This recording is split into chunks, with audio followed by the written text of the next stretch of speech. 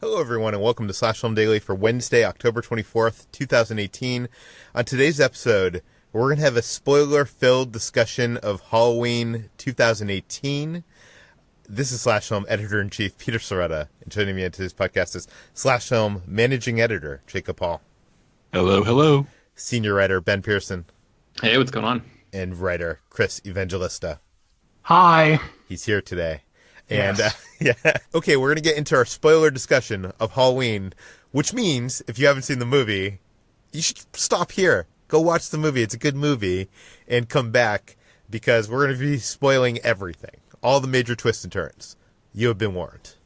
You know, we have all given our opinions on this movie on this week's water cooler, I think, or previously. I think it's fair to say that we all enjoyed this movie. Some people loved it, like Chris. Some people thought it was okay, or thought it was good. I thought it was good, guys. I think we all enjoyed it, though.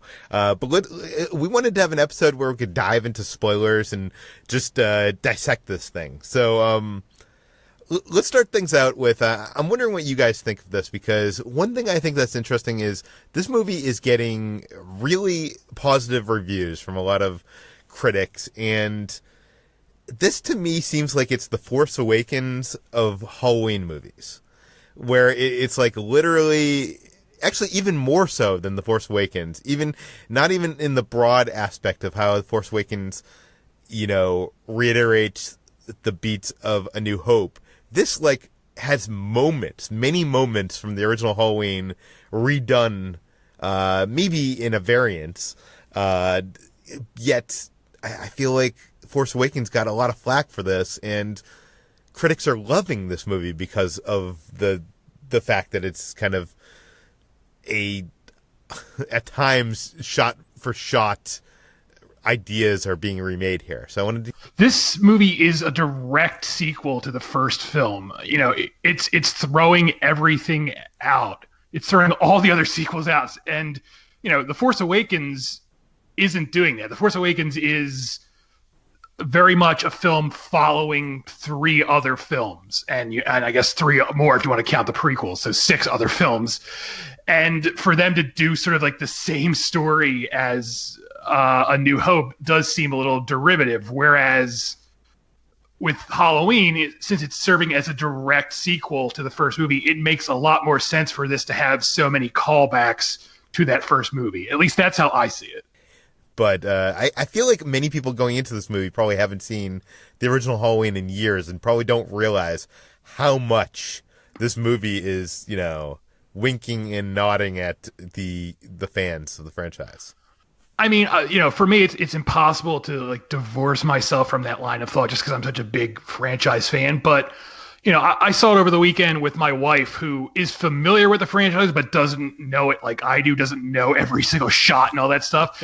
And she really enjoyed the movie, even without picking up on all those, Easter eggs, if you want to call it that. So I think it is possible to just enjoy this film, even if you're not like a Halloween obsessive. But if you are a Halloween obsessive, it has that extra level of, I don't want to call it fan service because I hate that, but I guess it's bordering on fan service. I think that... Oh, go ahead. Go ahead, Ben. I'm sorry. I was just going to say, I think for me, like the reason that maybe the movie is getting a little bit more of a pass than Force Awakens in terms of that comparison is because Force Awakens sort of keeps the same thematic beats as what A New Hope had, but this one...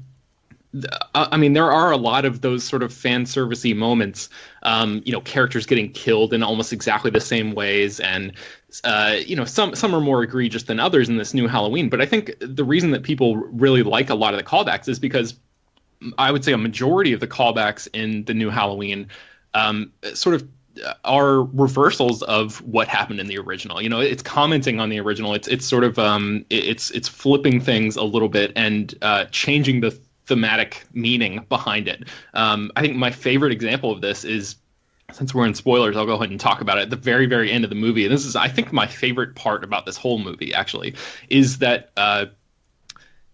Laurie Strode spends most of the movie, running from Michael Myers and worried about where he is. And the camera stays with her, and she's going through the house and we have no idea where Michael Myers is. That's where a lot of the tension comes from. At a certain point, though, the perspective flips and we stay with him and we have no idea where she is. And that is really exciting. That's the movie itself, drawing this line and saying that we are no longer interested in the victimizer. We are interested in the victim and how she is taking back her own narrative. So I think those are the kind of reversals that are exciting for people and change the game a little bit more. Whereas Force Awakens was just a little bit more of like, this is more of the same kind of thing. Okay, let's actually talk about the reversal of this movie, because I think that's what's so interesting about this movie is kind of how it kind of reverses the situation of monster and the victim. This is the most interesting part of the movie for me, and this was the big discussion I had with a lot of people, more so than what was the scariest part of the movie, because it's not a particularly scary movie, because what really works here is the idea of a slasher film that's responsible in many ways.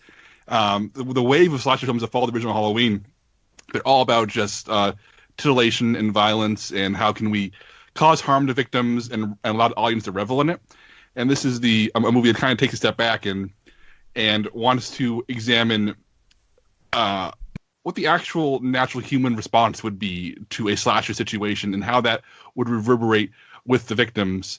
And that's what makes this movie special, and what makes it really stand out, especially from every other Halloween movie beyond the first one, is that it's interested in asking the questions that every other slasher movie has been too irresponsible, oftentimes in good ways, in ways I enjoy, to even question. So that's why if we do see a new wave of slasher movies going forward, I'm curious if they'll take this lead. In the same way that Scream invented a self-aware slasher, this is a slasher movie that's socially conscious, and I think that's the big difference, the big reversal between this and pretty much every other movie that is similar to it. Chris, would you be interested in seeing a new wave of that kind of movie? I would. This movie is very smart. It's smarter than almost every Halloween sequel ever made. And, that's not a problem because I love almost all the sequels, even the bad one. But this one is very clever, and it's clever in its approach because it has hindsight. It can look at the other films and study them and see where they went wrong and do the opposite of them. So it has that going for it. And if other slashers follow that route, I think that could be great. But I have a really bad feeling because Hollywood has a tendency to miss why something works. They just see it works and they take the wrong lessons from it. So I have this really bad feeling that we're going to get a bunch of slasher movies that are just cheap and lazy. And it's pretty much what happened with the Scream generation, where Scream was very clever, and then you got very diminishing returns, where every film trying to be Scream had that same... Yeah, it was all teenagers talking way above their intelligence level. Yeah, right. And they would always just cast people from like the CW or whatever it was called then. So I have a bad feeling we're in store for that, but I hope we get a few more movies that are as self-aware as this. I think a lot of people are actually making comparison to Terminator 2, especially in terms of the life-changing trauma that her character has gone through and how that has affected not only her, but her kids and her relationships with her grandchildren. I mean, she's definitely in full-on Sarah Connor mode here. Yeah. There's no question about that. I just think it's great that Jamie Lee Curtis had, that this movie gave her the ability to play this same character, but a version of this character that's more complicated than what we would expect. Somebody who is fully aware of that trauma and also has dealt with it in ways that maybe have harmed her own family, but at the same time, like, she's ultimately proven right in the end of the movie. Like the triumphant moment in this film is that she was right and she knew what she was doing the whole time. So I don't know. It sort of validates, even though I guess you could argue that this was I guess that her methods were unconventional. They were validated by the end of the movie. Does anybody else have any thoughts about that? I mean, just on the level that, like, jumping back, just the fact that Jamie Lee Curtis is now a box office star again. I love that fact, and I hope I never thought I would see that happen now this late in her career, and I love that. But yeah, I mean, it is interesting that, like Ben said, she is validated, but at the same time, she no doubt left emotional scars on Judy Greer's character. I mean, Judy Greer's character even says that at one point, that, you know, her childhood was basically ruined because of how Laurie raised her. And sure, it pays off in the end, but that's not going to make those emotional scars go away. So it's somewhat interesting, and that you know, even though Laurie is validated and things sort of work out in the end, there's still going to be baggage to deal with. And I guess that ties into if there should be a sequel. When I originally saw this, I did not want there to be a sequel. I was like, I want this to be the end of it because it wraps everything up. But having seen it again over the weekend, I kind of want a sequel now just because I want to spend more time with these characters again. Like, I want more of Judy Greer's character, and I want more of Alice. I want to see them do more. And I'd love Jamie Lee Curtis to come back. I don't know if she will or not. So I wonder if there is going to be a sequel, if there'll still be these characters, and if they'll deal with that baggage that's still there. It's so messy the way they leave it. I mean, they, as Chris said, there's all these emotional scars, and everybody's still struggling to rebuild those bridges.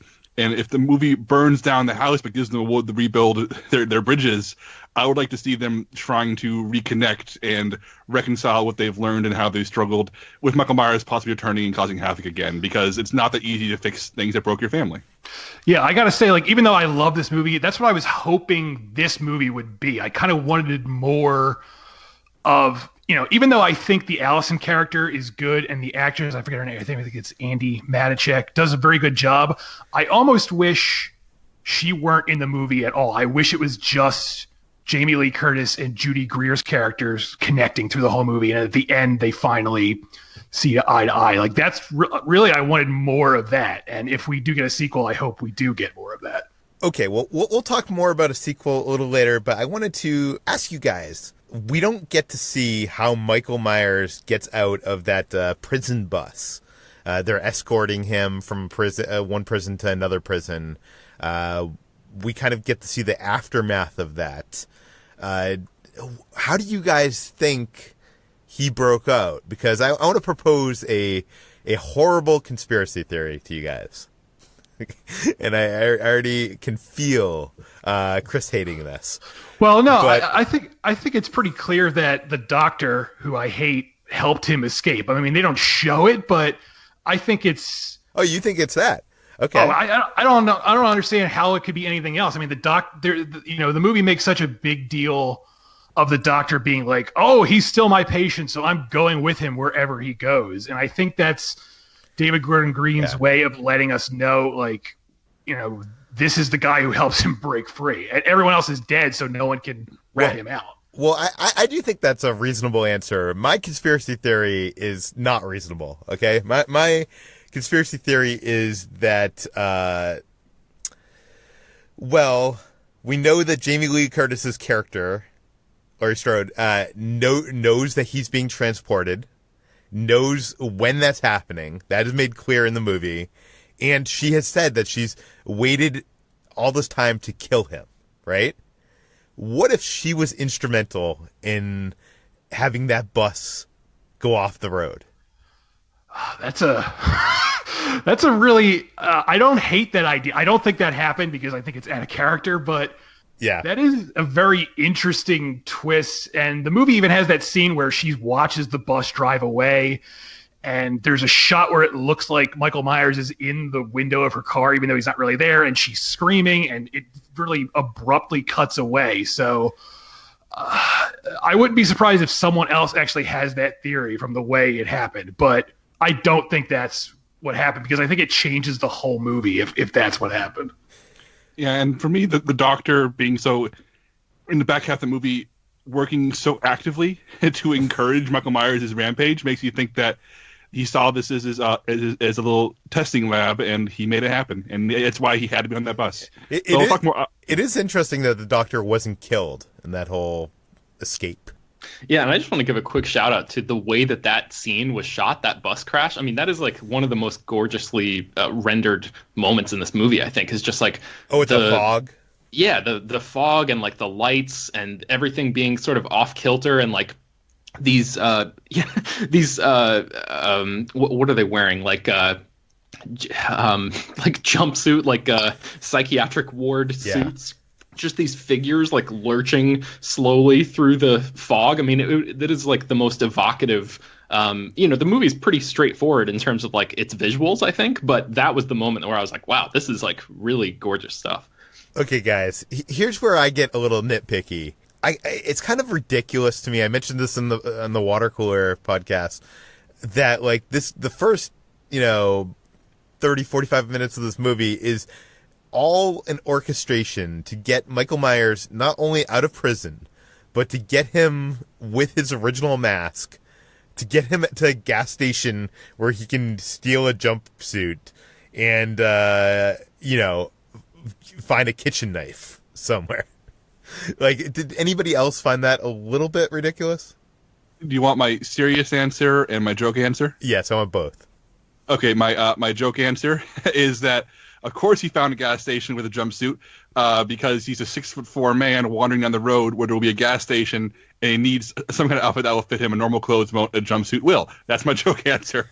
My real answer is that not having the iconography and not setting it up would have just left people disappointed. So this way, it just gets it done, gets it out of the way. It happens, and it'll be like Jason Voorhees always finds a hockey mask, and if we didn't have that, people would be bummed out.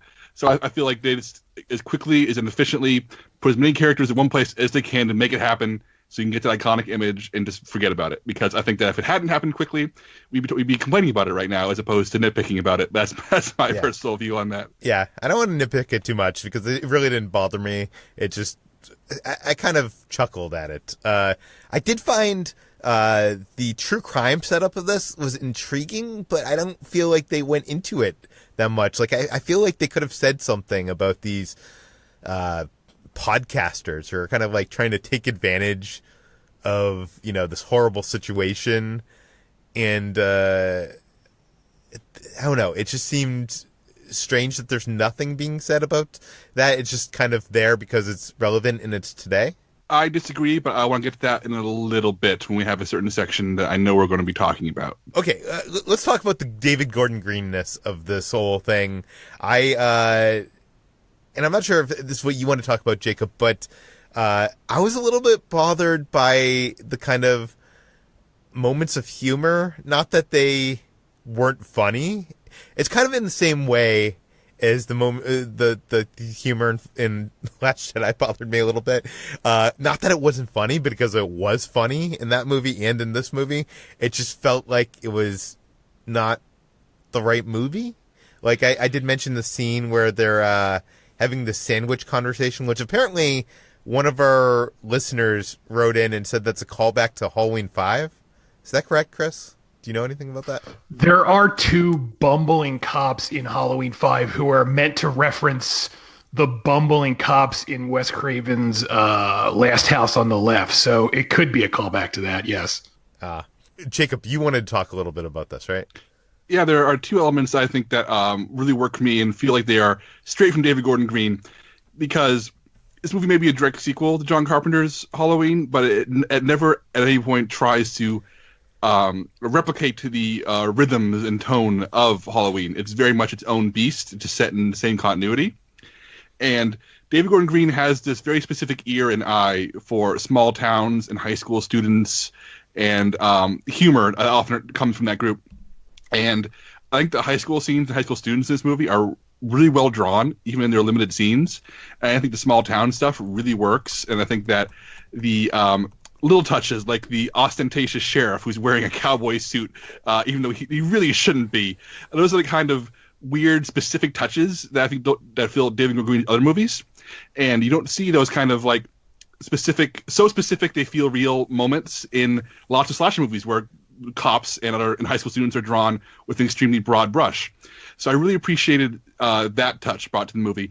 And I disagree with the humor for the most part. I think that the part that really works for me is the young kid being babysat who just is losing his mind. I had no problem with that. And, but the reason I think that's so funny, the reason why it works is that it's funny in the same way you expect a David Gordon Green, Danny McBride written scene to play out. This kid's just funny. But also, he's funny while also being terrified. The kid manages a performance where he is balancing being funny while never diluting the fact that he is scared for his life. And for me, that's another unique tonal balance that David Green pulls off here. But I want to hear from Chris and Ben. Do you guys think there's David Gordon Green in this movie, or am I overreaching here? No, I definitely agree. And it's interesting because back when they announced this movie was happening, I immediately thought of, 'cause they didn't say who the director was going to be right away. And I immediately started thinking of directors who are really good at aping John Carpenter's style, like Adam Wingard and I forget his name at the moment, but the guy who directed Cold in July. They're very, very good at, for lack of a better word, ripping off what John Carpenter does. Or even Jeremy Saulnier is very good at that John Carpenter style. But then when they announced David Gordon Green, I was like, what the hell? That's not who I would have thought at all. But I really appreciated that he didn't try to replicate Carpenter, because there really is only one Carpenter, and no one does what John Carpenter does so well. Jeremy Saulnier, like I said, comes pretty close, but no one can really rival what Carpenter did. So I really like that David Gordon Green put his own stamp on this. And I wasn't bothered by the humor at all. I honestly think the movie needs the humor, because this movie is... It needs the levity. When you remove the humor, this movie is almost too brutal. Like, I don't have a problem with movie violence. And, there are some horror movies where the more violent the better, but the violence in this movie is unrelentingly cruel. I want to say it's not like the other movies where, you watch that first movie, Michael Myers basically just strangles people to death, and it usually happens in the shadows. Here he's bashing people's heads through walls. It's really unpleasant to watch, and I feel and not only that, he kills a child. Yes, I was very surprised at that. He kills that kid, and not only does he kill that kid, we get to spend time with that kid. He's established as an actual character. He's not just someone who shows up and dies. He even has that funny bit where he's like, I want to go to dance class instead of hunting. So you actually get to sort of like that kid, and then he gets killed. That's very shocking. And it makes the tension later on when there's a child involved and a baby. Right. I was like, oh my God, they're not going to do the baby, are they? When I saw this at TIFF, that scene where he walks to the baby, there was a woman sitting by me, and I literally heard her moaning, no, because she thought he was going to kill the baby, because they already established he kills a kid. But thankfully that doesn't happen. But so, yeah, on that note, I feel like if you remove the humor, this movie is too unpleasant, and I don't think it would go over as well as it's going over. Since we're just talking about the baby, I think now is probably a good time to bring up. I wrote an article that actually had a couple of Easter eggs surrounding that. One of which is that Jamie Lee Curtis provided some of the voice of that baby, the infant crying. I guess she has this talent of creating baby noises, and I guess they used a real baby cry when the camera was right up next to the crib, but I guess when it was sort of around the corner and you could sort of hear that for the first time, that was actually Jamie Lee Curtis doing a baby cry noise. So I thought that was kind of funny. And then in terms of why Michael Myers didn't murder that infant, Collider asked David Gordon Green about that, and he said, why doesn't he? Because that would be so rude. I think it was a consideration. It's terrifying in its own right, and it was a last-minute idea. Why is there a baby crib in the living room? It was going to be your husband sleeping on the couch, but then he didn't show up, and we scrambled and put a baby crib in there. And then, I thought it was interesting to see one ethical choice that he made in the movie. So that's the one ethical choice that Michael Myers makes. The ethics of Michael Myers. that could be its own discussion. There's a lot of Easter eggs in this movie. You mentioned a couple of them. But one thing I wanted to talk about is I think the most divisive character of this movie, and that is the Doctor, the new Loomis, who I think... if he was not in this movie, or if the twist that happened was not in this movie, I might be on the level of Chris and love this movie. But I know Jacob and Chris both have some varying opinions on this. So, Chris, let's go to you first. Yeah, so I do love this movie, but the thing that keeps me from giving this like an even better review is that doctor character. His name is Dr. Satan, I believe. And so... Wait, his name is Dr. Satan? Sartain. Oh, it's Sartain? Okay, so, sorry about that. So, Dr. Satan. Yes. So I will say I don't hate the idea of this character. So the character is set up to quote unquote be the new Loomis. Laurie Strode even says, "Oh, you're the new Loomis," but he's the inverse of Loomis, where Loomis was obsessed with killing Michael Myers. And there's even a scene in this movie where there's an audio tape of an actor impersonating Loomis's Donald Pleasant's voice saying, like, you know, there's no treatment for Michael Myers. You should just literally just kill him. There's nothing to, you know, there's no hope for this guy. You need to just kill him and get him off the face of the earth. And Dr. Satan is the complete inverse of this. I love how you just keep on calling him Dr. Satan. Yeah, I'm gonna stick with it.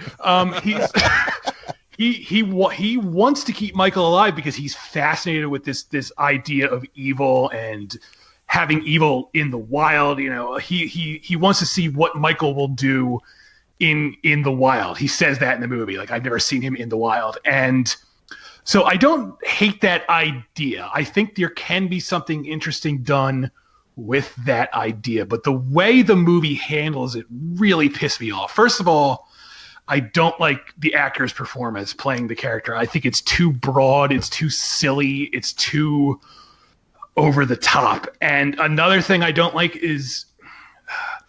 So let me set the scene for you. So when I first saw that scene where Michael gets hit by the car and Dr. Satan is like, oh, he's dead. I thought Michael was actually really dead. And there's a scene where the doctor puts on the Michael Myers mask and he's like making goofy sounds.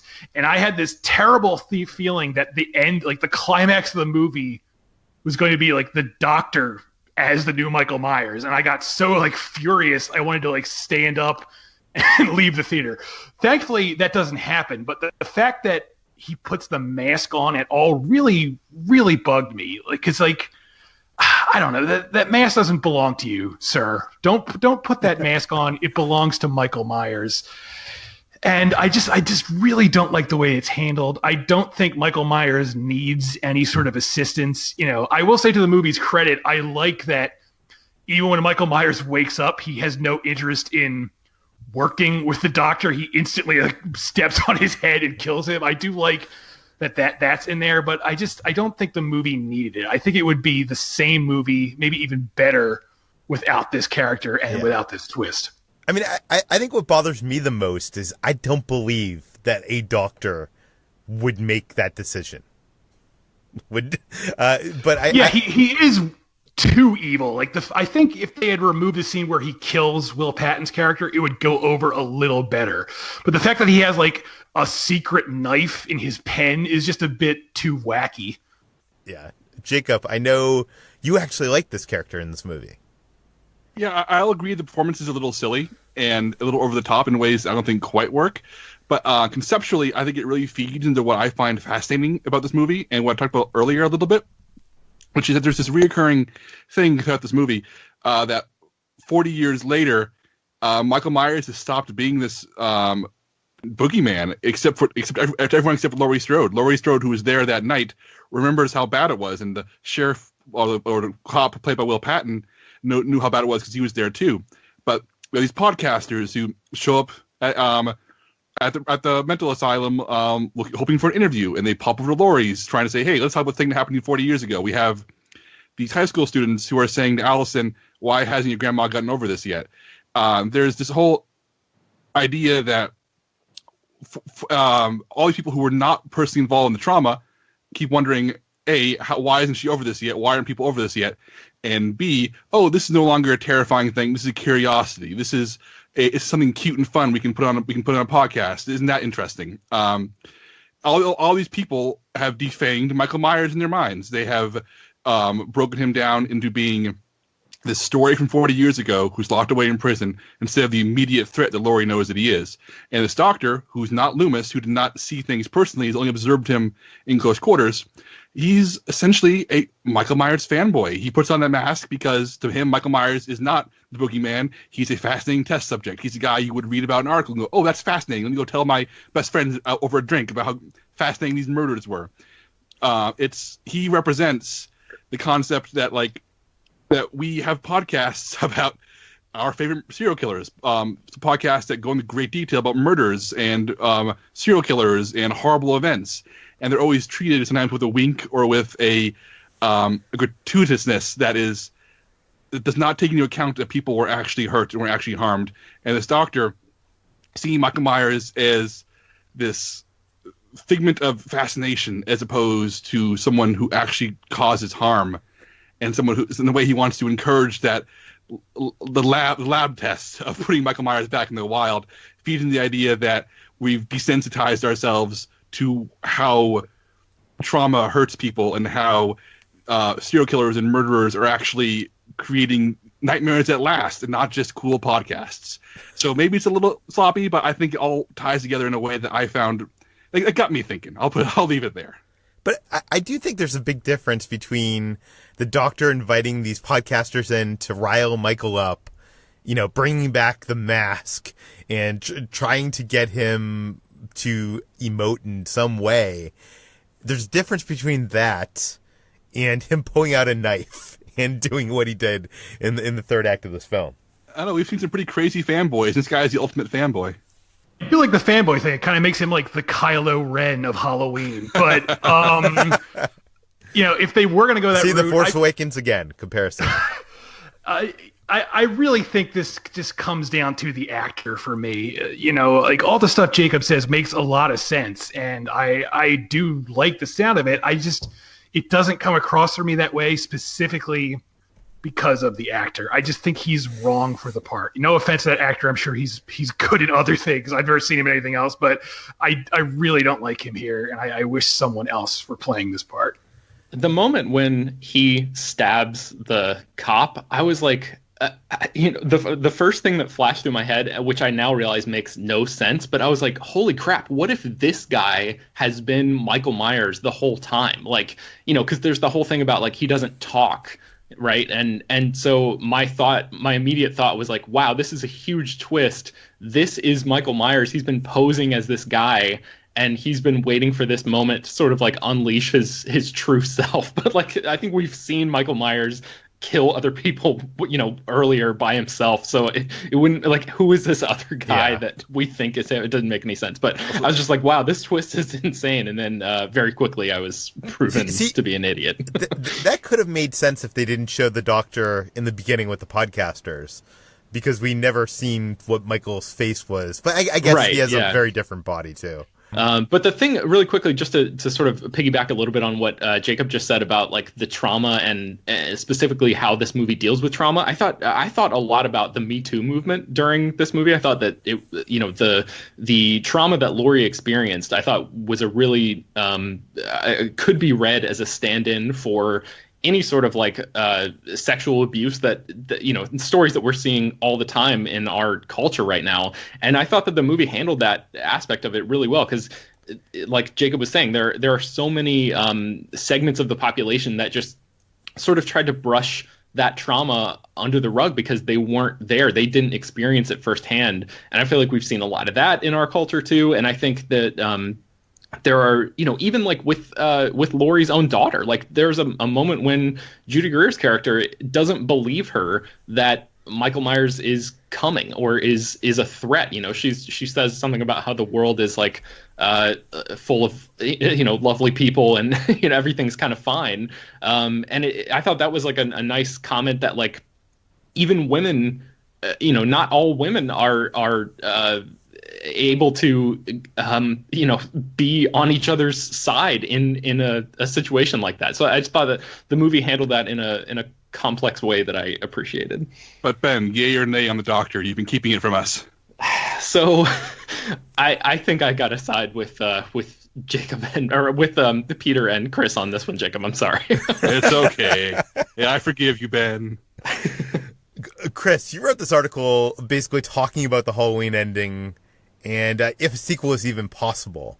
Could you talk about this post? I touched on this a little bit earlier. Like when I first saw this, I really didn't want this to be a speedy sequel because, and I say that I elaborate on this in the article. I like that Laurie finally gets closure here. I like that, she spent 40 years waiting to kill Michael Myers, and she finally has, in theory, killed him. And a part of me thinks it would kind of suck to have like the next movie be like, oh, never mind, you didn't kill him after all, and he's back and he's killing more people. It would just sort of rob this film of its power. But at the same time, like I said, after seeing it again this over the weekend, I want to see a sequel just because I enjoyed being back in this world. I enjoyed seeing Laurie Strode again. I enjoyed the new characters they introduced. So, a sequel is very possible because of the way David Gordon Green shoots the ending. So, to recap, Laurie traps Michael in her panic room in the basement, and then she has all these which, by the way, is genius that the whole movie we think this is a place for her to hide. Yeah, but it's really just a place for her to trap him. Yeah, that was very cool. I liked it a lot. And she's also like rigged her house up to go up in flames. And so she burns the house down, and Laurie and her daughter and her granddaughter hitchhike out of there. And, when the fire starts, we see Michael Myers, in the panic room looking up as flames burn around him. But then as, the Strode girls are driving away, David Green cuts back to the basement, and where Michael was standing is now empty. Now, he deliberately keeps the camera above the ground. So in theory, Michael could already be dead and laying on the ground and, just out of camera view. But at the same time, he could have also somehow escaped. So it's really up to interpretation. The wiggle room is there. If they want to do a sequel, they could easily have it be Michael got out somehow. But, I keep coming back to that idea of it robs this ending of its power to have Michael just easily have escaped after, that big cathartic moment where Laurie says goodbye to him. So I don't know. Well, we do hear some breathing in the credits, right? No? Sorry, I was on mute. That breathing, David Gordon Green actually did an interview, and that breathing is actually supposed to be Allison in the truck when they're going away. So he did that on purpose to make it sort of like ambiguous. But yeah. What do you take of that shot at the end with the zoom in on the knife? I don't know what that means. And my wife actually, when we saw it, she was like, "What was up with that shot?" And I don't know. Maybe it's like just a commentary that.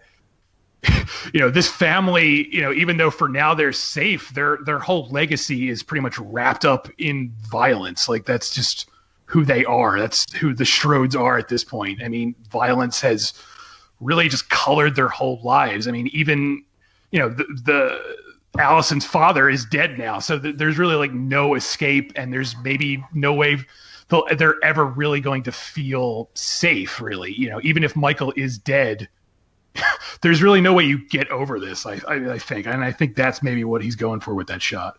That's sort of how I read it too, is just like they're defined by the iconography of this franchise of this, that's Michael Myers' weapon. That's his weapon of choice. That's the thing that we identify with that character. And they're driving away with it now, but it's still linked to them in this way that's sort of like inextricable from how they they're not going to be able to just drive away from the trauma that they've just experienced again. And I actually just thought of this. If you want to get really Freudian with it, it could be like a demasculization thing where the knife is Michael Myers' extension of his manhood, and now they've taken it away from him, and they have it.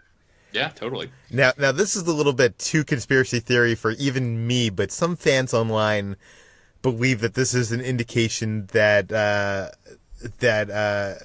Jamie Lee Curtis's character, has now become the monster. That in the next movie she could end up, taking on the mask of Michael Myers.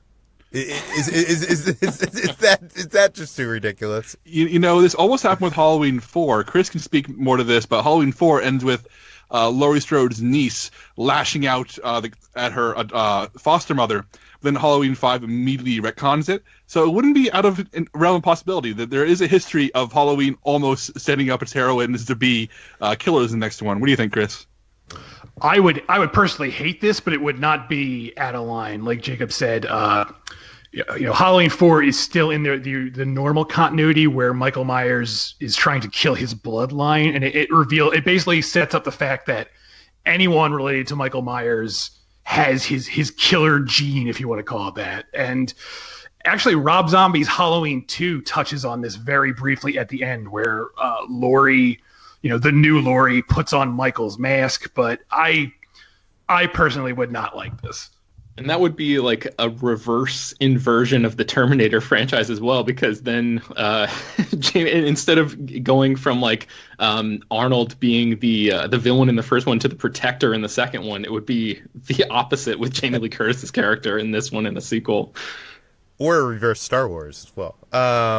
But okay, Jacob, I think you wanted to talk about the idea of a slasher movie and if it needs to be scary or not.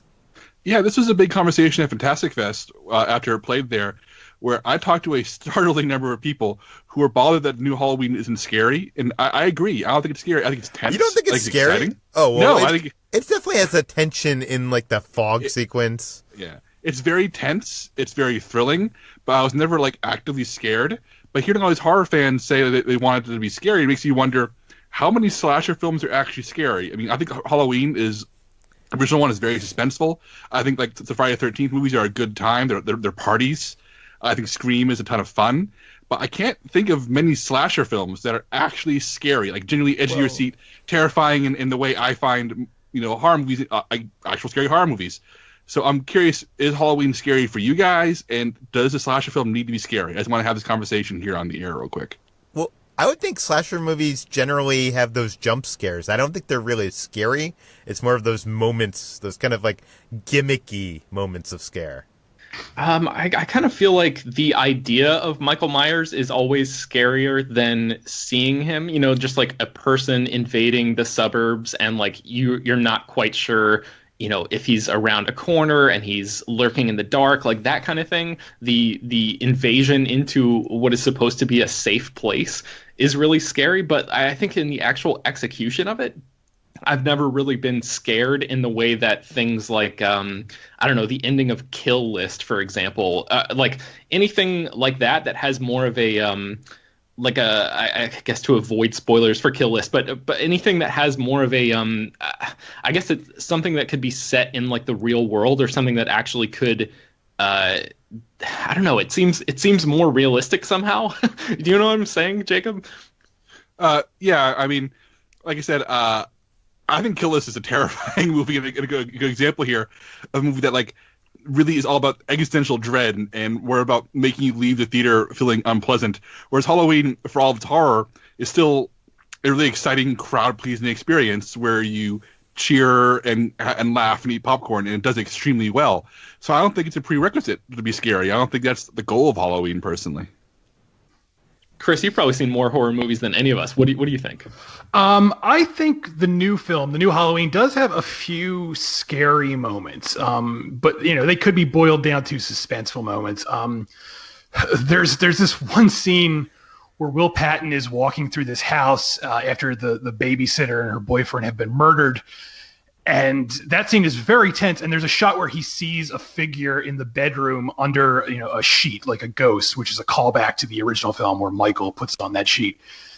And David Gordon Green holds this shot incredibly long where Will Patton's hand is very, very, very slowly going to the end.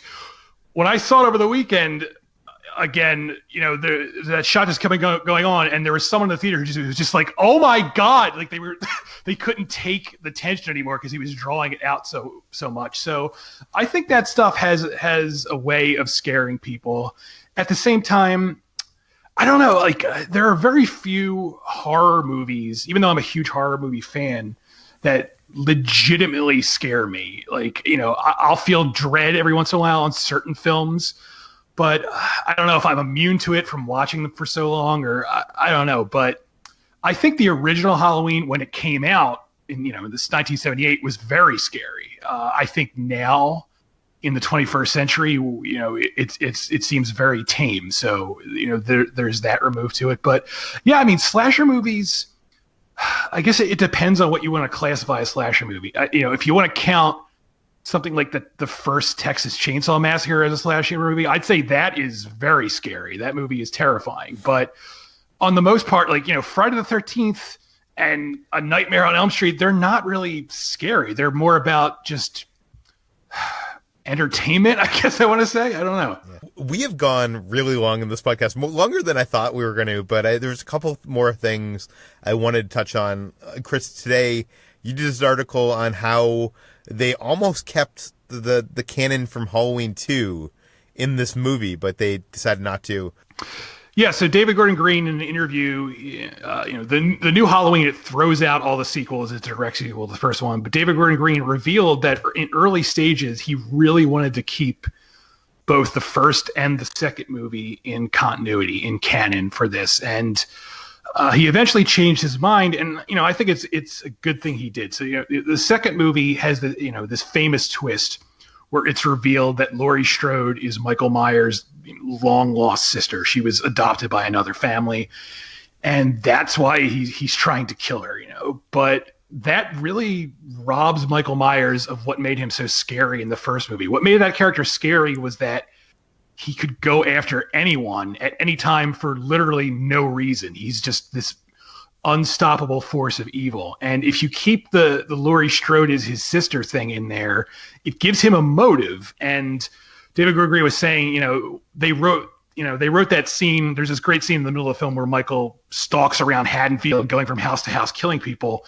And David Gordon Green was like, that scene really doesn't work if we keep the sister thing in there, because it would be asking the question, why is he killing all these people? Why isn't he just trying to get to his sister? And that's what ultimately made them decide to cut Halloween 2 out of the continuity. And I know some hardcore fans might have a problem with this. I don't, and I'm a big fan of the series, specifically because John Carpenter has even admitted that he wrote that. He basically pulled it out of his ass because he needed to find a good reason to make the sequel happen, and he thought that was the best thing he could come up with at the time. And also, I know, while watching the trailers and TV spots for this movie, there was a bunch of moments in the marketing that weren't in this movie. And you also did a fantastic write-up of that for the site that I will link in the show notes. Yeah, real quick, there's a shot in a TV spot where we see the female reporter in the shower, and she gets startled by Michael Myers. And in our Slack, I think we figured this out because it really makes no sense if it was still in the movie. If it really was Michael Myers, because why would she get attacked by him twice? So our theory is it's the male podcaster wearing the mask as a joke to scare her, and they probably just cut it out for time. And then there are a few shots of Laurie Strode battling Michael Myers that aren't in the final film. And since then, we've learned that the film had a much different ending that was reshot before it was released. And I was actually reading an interview with David Green the other day where he admitted that they basically found this movie in the edit. Like, they shot a bunch of stuff. They didn't know how it was going to turn out. And, while editing it, they got the movie they wanted it to be now. And there was a completely different ending where all three Strode women are outside fighting Michael, and that got reshot to be what it is now, and what works a lot better now, too, I might add. Yeah, it works considerably better. I'm surprised that they were able to find that in the editing room. But Chris, you have already said that you would like to see a sequel to this. Jacob, would you like to see a sequel to Halloween 2018? Yes, but it has to be under one of two conditions. One, I would like them to continue the thematic threads here. I think that trying to do just another slasher sequel after what they do here would be a disservice, and it would be just a bad choice. So it needs to be as smart and as good, which makes me bring up my second point, which is they need to bring back David Gordon Green and the same team. I would if they don't want to come back, that's fine. They should at least try, or at least find somebody as interesting. I don't want this to be a situation where this handed off to somebody to make another slasher with Michael Myers. They made this into an event, And the box office responded accordingly. This was a massive success because it was treated with dignity and tact and respect. And if they can bring back all those elements and continue what made this one special, yeah, go for it. Let's make a sequel. After hearing Chris talk about how a sequel would do Laurie Strode nasty, I don't think I want one. I think I've been convinced by Chris's argument that I'm okay with them driving away and having that cathartic moment for that character. And maybe they could reboot it or something. But and you know, then I would be down based on who is in it and directing and writing all that stuff. But I think this version of the story, I mean, it's a pretty great ending point that they have right now. Yeah, as much as I would, I think, enjoy another one, I don't see a reason.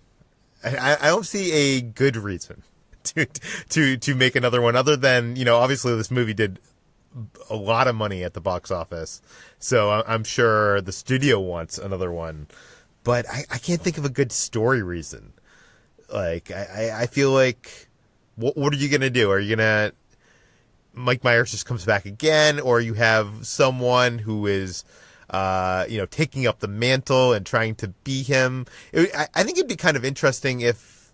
It would have been kind of interesting if there was, like, that kind of true crime thing had come out. Like, if that was not a part of this movie, and how that affects the Strausses, like the effect of like this, you know, these kind of killings kind of become a national scale phenomenon. I was talking the other day about Making a Murderer season 2 and how the first episode kind of deals with the consequences of like this phenomenon of making a murderer and how it affected the people involved. I think that could have been interesting, but I think they already kind of blew that by having like the podcasters in this episode. So I just can't see how they would do it. Chris, I'll leave it with you. Do you have any ideas for a sequel for Halloween? No. like I said, I am of two minds of this. One is, you know, don't do it. One is, yes, do it again. I have a feeling if they do a sequel, I don't think Jamie Lee Curtis is going to want to come back, because she's basically been sort of semi-retired, and I feel like she got her moment with this, and she probably doesn't want to do it again. But she might. But I feel like if they have a sequel, it's going to focus on new characters dealing with Michael Myers, and then maybe the Strodes can live out the rest of their life thinking he's dead. They can live in they can live in oblivion and not know that Michael Myers is still out there murdering people. Blissful ignorance. Yes, I couldn't think of the term. Yes, that's it. Yeah, I don't think we need that. But okay, that brings us to the end of today's Slash Film Daily. Jacob, where can people find more of your work online? I'm on slashfilm.com every single day, and I'm on Twitter where I'm at Jacob S. Hall. Chris, where can people find more of your work? Also slashfilm.com, and I'm on Twitter at Evangelista413. Ben, if Michael Myers is searching for you, where can he find you? Oh, you know he's going to slashfilm.com, Peter. You can also find me on Twitter at Ben Pearson. You can find me at SlashFilm on all social media. You can find more of the stories we talked about today in the show notes and on slashfilm.com. This podcast, Slash Film Daily, is published every weekday on iTunes, Google Play, Overcast, Spotify, all the popular podcast apps. Please feel free to send us your questions, comments, concerns, and feedback to Peter at slashfilm.com, or your life advice if you need life advice from Chris. We are racking up a couple entries. We have some people wanting a lot of parenting advice from Chris, which I think is dangerous. but yeah, so send it to Peter at slashfilm.com. And if you have an idea for a Halloween sequel, send it there. And if it's good, we'll read it on there. Please go rate and review this podcast on iTunes. Tell your friends, spread the word, and we'll see you tomorrow.